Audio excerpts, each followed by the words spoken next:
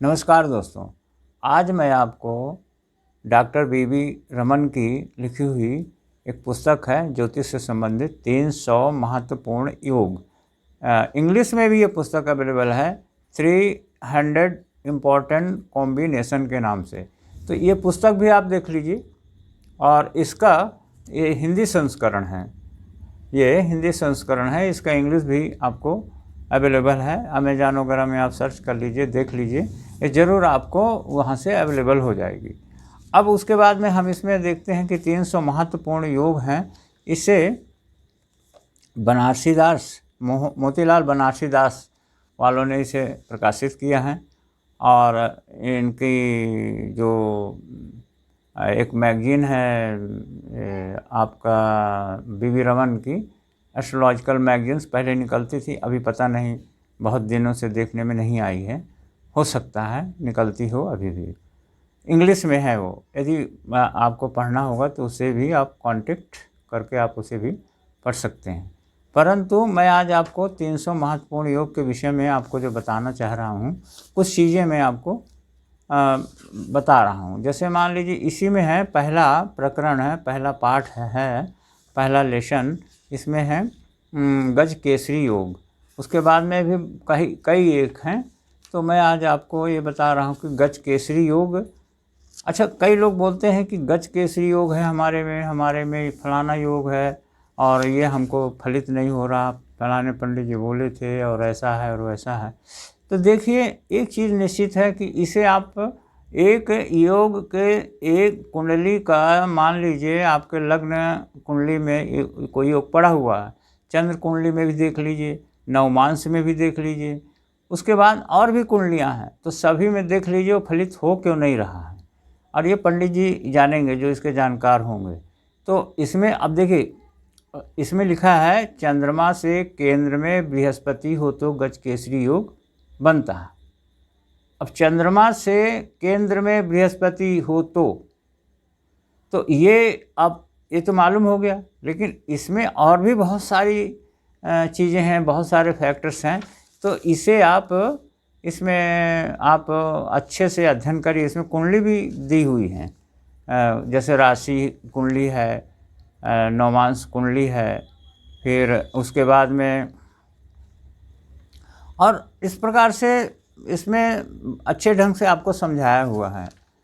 अच्छा, उसके बाद में फिर इसमें क्या है कि जैसे सुनफा योग, अनफा योग, दुर्धरा योग, केम द्रुम योग, सकट योग, हंस योग, मालव योग, शशक योग, भद्र योग, रुचक योग, ऐसे करके बहुत सारे योग हैं और ये सब 300 योग तक पहुँचते हैं।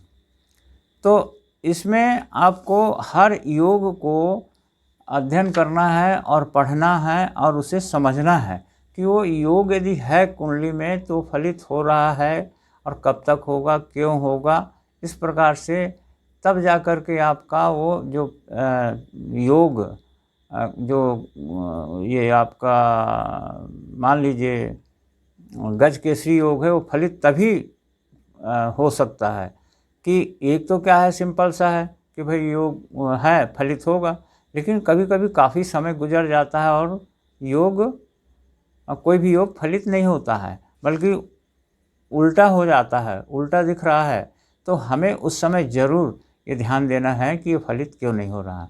तो हमें कुंडली का पूरी तरह से विवेचन करना है और तब जा कर के आपको गज केसरी योग या सुनफा योग या मालव योग या बहुत सारे जो योग हैं उनका समय और उस टाइम और वो फलित हो रहा है क्यों नहीं हो रहा, वो तब पता चलेगा।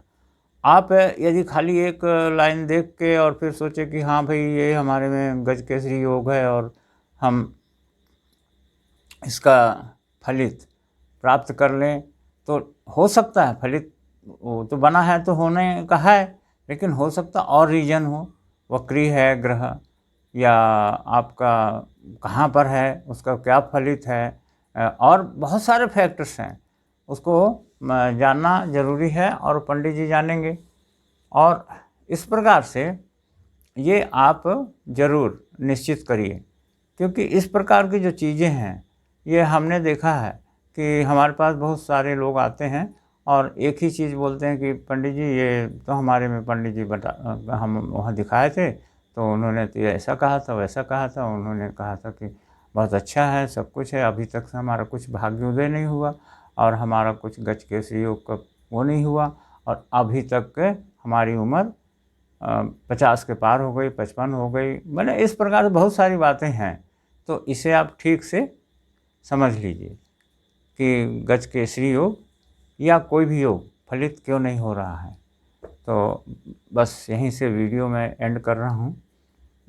और एक चीज़ है कि चैनल को आप सब्सक्राइब करिए और उसके बाद में लाइक करिए, शेयर करिए, कमेंट्स करिए और एक चीज़ ये बार बार हमें कहना पड़ता है और कहना चाहिए भी कि भाई आप हमारे चैनल को सपोर्ट करिए।